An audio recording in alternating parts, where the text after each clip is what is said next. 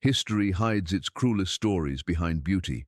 Sometimes the most haunting horrors are not screams or blood, but silent suffering, painted into a canvas that no one wanted to see.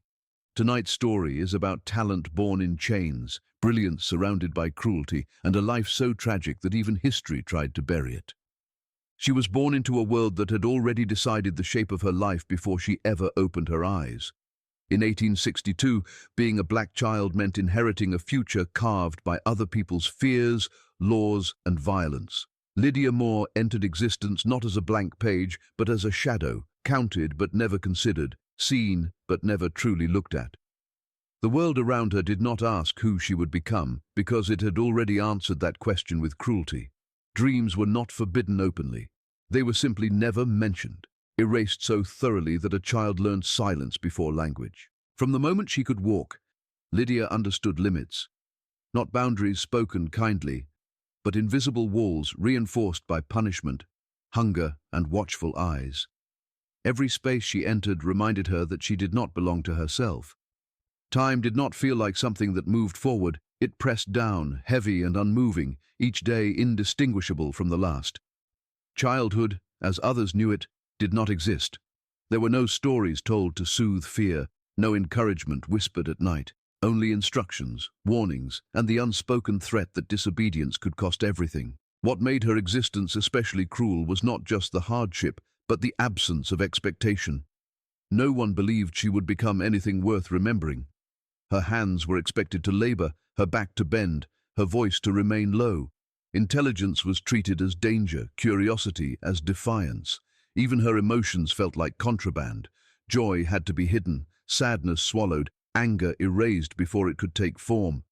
In this way, Lydia learned early that survival depended on invisibility, on shrinking herself so completely that the world would pass over her without notice. Yet inside that shrinking life, something resisted erasure. Even as a child, she noticed details others ignored, the way faces changed when no one was watching, the way darkness settled into rooms long before night arrived. She saw fear living behind smiles, despair stitched into everyday routines. These observations were not taught, they were absorbed, the result of living where danger was constant and safety an illusion. Her mind learned to record what her voice could never say. There was no encouragement for this awareness. No adult leaned down and told her she was special, that she saw the world differently. Instead, she was warned to look away, to focus only on what she was told. But children do not stop seeing simply because they are ordered to. Lydia learned to observe quietly, to store images inside herself. Each unspoken moment became a kind of internal archive, a collection of things she was never meant to remember but could not forget. Being born into that era meant being surrounded by contradictions. Words like freedom and morality were spoken loudly, yet never applied to her. She watched people debate humanity while denying hers in the same breath. This contradiction seeped into her understanding of life, creating a psychological tension that never resolved.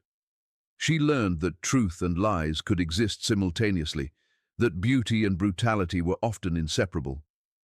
This awareness aged her faster than time ever could. The absence of possibility was perhaps the most damaging cruelty. When a child is never shown a future, the present becomes suffocating.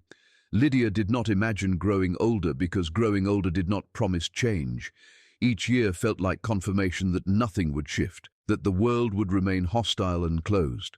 Hope, if it existed at all, was fragile and dangerous, something that could be used against her if discovered. This is the quiet horror of her beginning.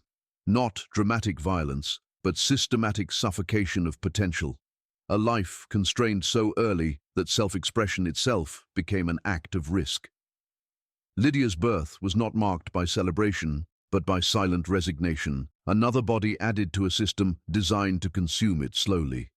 The world she entered was efficient in its cruelty, needing no spectacle, only patience. And yet, within that silence, the first seeds of her inner world began to grow. Not because the world nurtured them, but because neglect sometimes leaves space for strange things to take root. Her imagination, unprotected and unacknowledged, became both refuge and burden. It absorbed the weight of everything she could not release. transforming observation into something darker, heavier, and far more dangerous than anyone around her realized, because a child who sees too much and is never allowed to speak begins to create another language, one formed from shadows, memory, and the need to exist beyond the limits imposed on her. A language that would later emerge in ways no one expected, shaped by a childhood where dreaming was never permitted, and survival itself demanded that she remain unseen, unheard, and unfinished. From the moment Lydia Moore first held a brush, her paintings became more than just images on canvas. They were the only way she could speak the truths that the world refused to hear. Her work was infused with an intensity that seemed impossible for someone so young, yet every line and shadow was a reflection of a life lived in constant observation of suffering. The faces she painted did not smile for amusement or decor. They carried the weight of unspoken histories, the quiet horrors of those around her, and the sorrow she could neither escape nor express through words. Even at an age when most children are concerned with play and games, Lydia's attention was consumed by capturing the essence of the human experience, particularly the darker aspects that most adults preferred to ignore. Her paintings were remarkable not just for their technical skill, which was extraordinary for a child with no formal training, but for their emotional depth. She had an uncanny ability to depict subtle expressions of fear, despair, and longing, translating complex feelings into visual forms with an instinctive precision that baffled anyone who observed her work. Each stroke of her brush seemed deliberate, purposeful, as if she were trying to transfer the anguish of her environment directly onto the canvas. It was impossible to look at her creations and see only art. They were confessions, testimonies of lives trapped within oppressive systems, and reflections of her own unspoken suffering. What made her work even more extraordinary was the context in which it was created. Lydia did not have a quiet studio or encouragement from mentors who recognized her potential. Instead, she painted in secrecy, often under the watchful eyes of those who viewed her existence as expendable. Supplies were scarce, stolen moments were rare, and yet she persevered. Her paintings became a secret language through which she could assert her identity, a form of resistance against a world that tried to erase her. Every image she completed was a declaration of existence, a reminder that even in invisibility, she had something to say. Her ability to portray emotion went beyond mimicry. Lydia seemed to internalize the pain of others, absorb it, and transform it into something that could be seen and felt. People who viewed her work often remarked on how unsettling it was, though few could articulate why. Her paintings did not merely depict suffering, they made the observer confront it, forcing a recognition of realities they preferred to ignore. This intensity was not accidental. It was born from a lifetime of intimate exposure to fear, injustice, and human cruelty. Even when her subjects were imagined rather than observed, there was a depth of understanding that suggested she had experienced more than a child should ever endure. Despite the darkness in her work, there was also a meticulous attention to detail that revealed a mind capable of incredible observation and concentration. The way she rendered hands, the subtle angles of eyes, the composition of each scene, all suggested someone who not only saw but understood the mechanics of emotion and the ways it manifested physically. She translated these observations into a visual language so sophisticated that it confounded adults and professionals alike. Each painting was both an artistic achievement and an emotional document, a record of the world's cruelties filtered through the perception of a young girl with extraordinary sensitivity. The paradox of Lydia's talent was that it became both a shield and a trap. Her skill attracted attention, sometimes admiration, but never protection. Those who saw her work were drawn to its brilliance, yet indifferent or even hostile to the child behind it. Her paintings made people feel something, but they did not compel anyone to act to safeguard her or nurture her potential. Instead, her talent was exploited, treated as a commodity rather than a gift, and the very brilliance that distinguished her became another way in which the world controlled her. Her art was powerful, but it did not shield her from suffering. It highlighted it, made it visible, and left her exposed. Even in her youth, Lydia seemed to understand the gravity of her own work. She painted not for praise, not for recognition, but because the act itself was necessary. Her art was a lifeline, a means of processing the horrors she witnessed and the restrictions imposed on her every day. Each painting allowed her to translate the invisible weight of her life into something tangible, something she could control even when every other aspect of her existence was dictated by others. Her work became an archive of pain, an unintentional testament to the resilience of a child forced to see and feel too much. Her capacity to turn suffering into art set her apart, but it also isolated her. Few children could comprehend or relate to what she was expressing, and many adults found her work disturbing. She existed in a liminal space, neither fully understood nor fully accepted, and this isolation deepened her connection to her art. The paintings were not just creations, they were companions, confidants, and witnesses to a reality no one else would acknowledge. In every brushstroke, she told the story of her world, capturing moments of despair, glimpses of fleeting hope, and the endless tension between visibility and erasure, using her talent as a tool to make sense of a life constrained by forces beyond her control, a life that demanded she translate pain into beauty, suffering into expression, and invisibility into something undeniably present. Lydia Moore's talent was never nurtured for its own sake. Instead, it became a tool in the hands of those who saw her as property rather than a human being. From an early age, her skill with paint drew attention not for the brilliance it contained, but for the profit and prestige it could bring to others. Her art, remarkable as it was exploited before it could ever serve as a genuine expression of her own identity. People admired the finished pieces without acknowledging the child behind them, the tiny, trembling figure who had poured her experiences, fears, and secret observations into every stroke. This exploitation was not always overt. Often it was subtle, the kind of control that manipulates without violence, that praises in order to demand more, and that rewards in order to tighten chains. Lydia's creativity, which might have been her salvation, became yet another way her life was constrained, her autonomy stolen under the guise of recognition. Those around her treated her paintings as objects of fascination, curiosities to be displayed, collected and commented upon, but never understood. Adults who would have recoiled at overt cruelty were often complicit in subtler forms of psychological oppression, expecting her to create endlessly while providing little care or comfort. Praise was selective and conditional, given when it served the observer's purposes, not the child's development. When Lydia produced something extraordinary, it was celebrated superficially while the labor, thought, and emotional toll behind it were ignored. Her brilliance became a mirror reflecting not only her own suffering, but the cold calculations of those who consumed it, a constant reminder that her humanity was secondary to her usefulness. She learned that to be admired was not to be protected, that recognition did not equate to care, and that her gifts could be turned against her. The psychological weight of this exploitation was immense.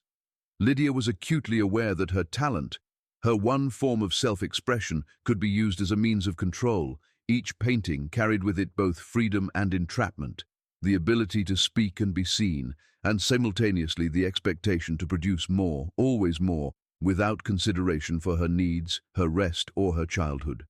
In this way, the very act of creation, which should have been liberating, became a form of labor fraught with invisible chains. She was expected to maintain her brilliance under conditions that would crush most adults, much less a young girl, and the pressure to perform became another layer of her ongoing suffering.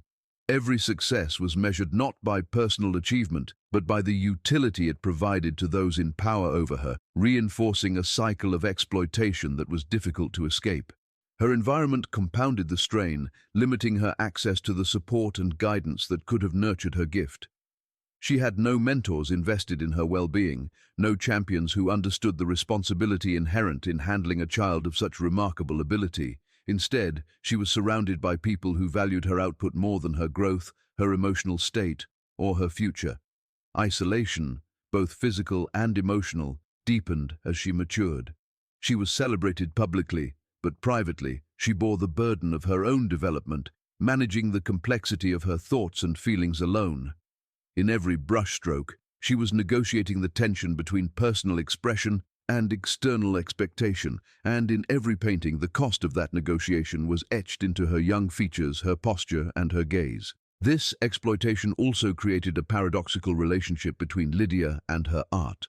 On one hand, her paintings were an outlet, a private space in which she could assert control and articulate her experiences. On the other, They became instruments of her confinement, constantly reminding her that her value was measured by what she could produce rather than who she was.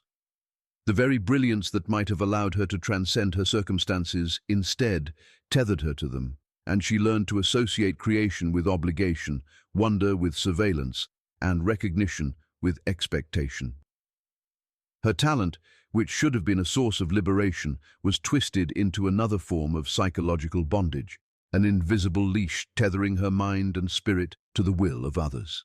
Furthermore, the lack of recognition for her humanity deepened the emotional stakes of her work. Lydia did not simply create for herself.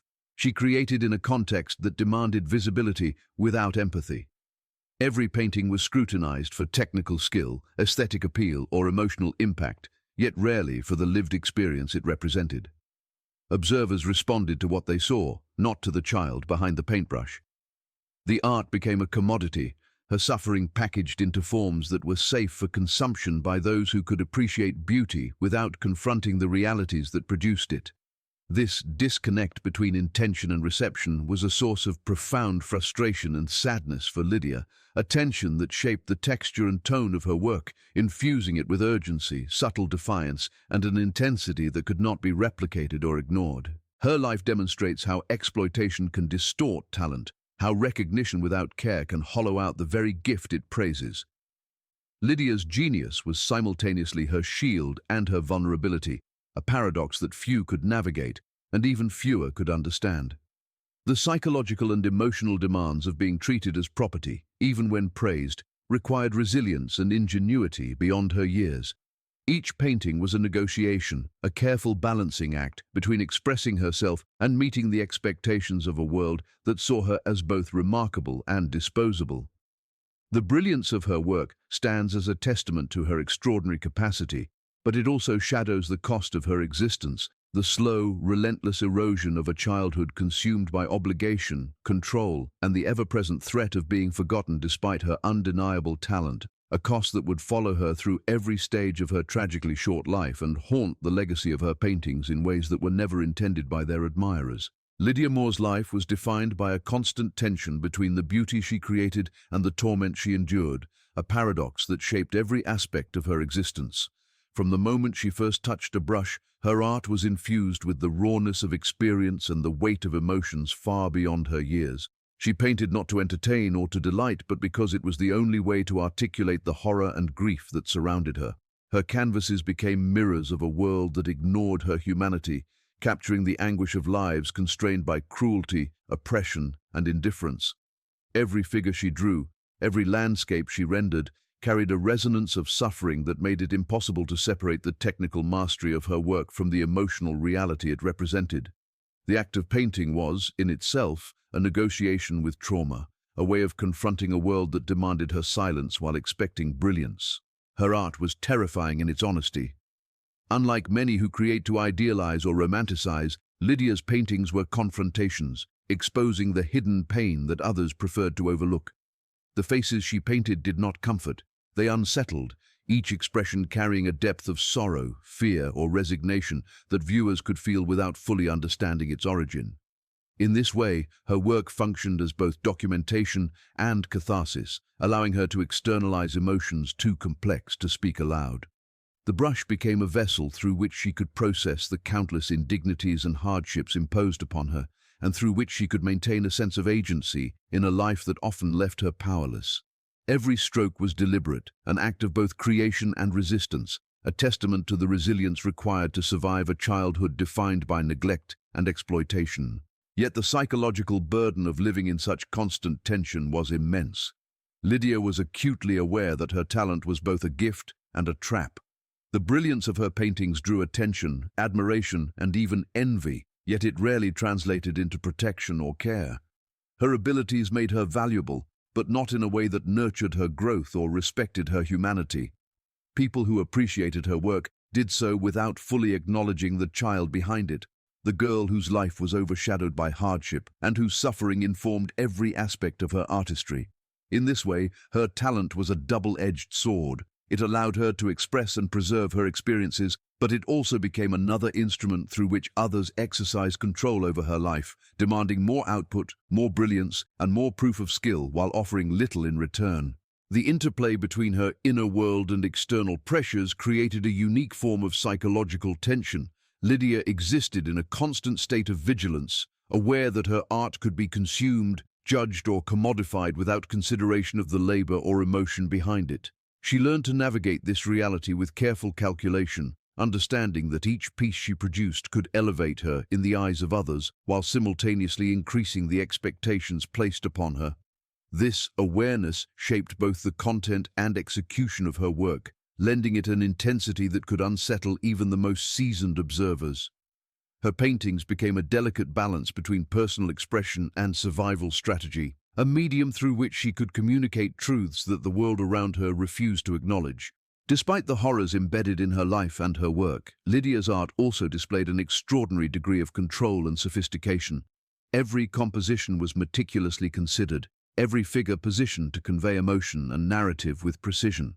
She had an instinctive understanding of how visual elements could evoke psychological responses, a skill that spoke to both her innate genius and her careful observation of the human condition. The attention to detail, the subtle manipulations of light and shadow, and the emotional weight carried by each line demonstrated a depth of understanding that no formal training could fully account for. In a sense, her work existed at the intersection of lived experience and intellectual mastery, a rare combination that made her paintings all the more remarkable and haunting. At the same time, the brilliance of her work highlighted the absence of safety and care in her life. Lydia did not create in a nurturing environment. She painted in spaces where her needs were secondary to the demands and desires of others. Supplies were limited, time was scarce, and recognition rarely translated into meaningful support. Her art, which should have been a source of liberation and joy, often carried the weight of obligation, expectation, and surveillance. She learned to create under pressure, to translate trauma into technique, and to transform suffering into something that could be both beautiful and disturbing. Each piece was both a testament to her resilience and a record of the psychological cost of living under constant scrutiny and control. This constant tension between beauty and torment defined Lydia's life in ways that were inescapable. Her paintings were never just images, they were living reflections of the world she inhabited, infused with the complexities of fear, grief, and endurance.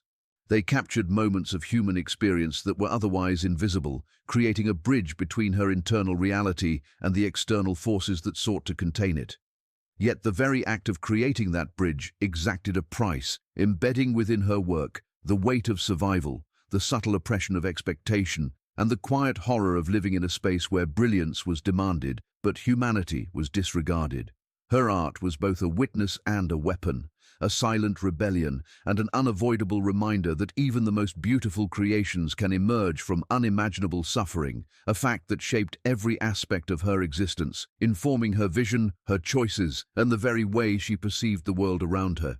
Lydia Moore's legacy is not measured by fame or fortune, but by the haunting resonance of the life she lived and the art she created. Her story is one of resilience forged in unimaginable conditions, where every day demanded the courage to exist and to continue expressing herself despite overwhelming obstacles.